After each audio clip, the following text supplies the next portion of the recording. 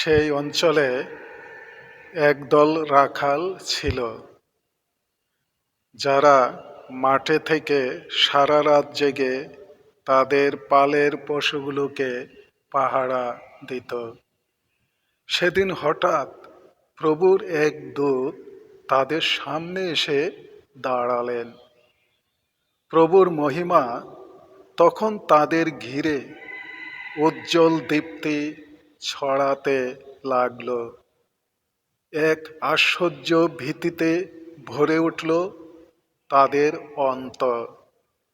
কিন্তু স্বর্গদূত বললেন, ভয় পেও না, আমি এক মহা আনন্দের সংবাদ তোমাদের জানাতে এসেছি।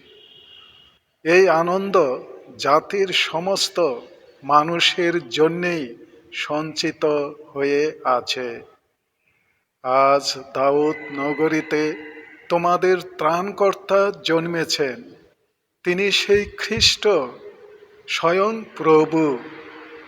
এই চিহ্নে তোমরা তাকে চিনতে পারবে।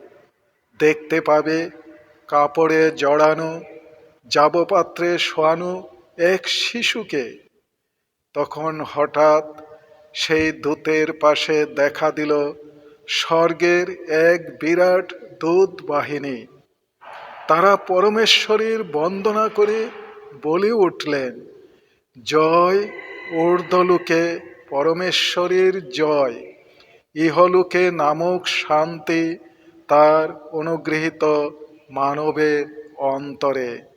জয় ঊর্ধ্বলোকে পরমেশ্বরের জয়, ইহলোকে নামক শান্তি তার অনুগৃহীত মানবের অন্তরে।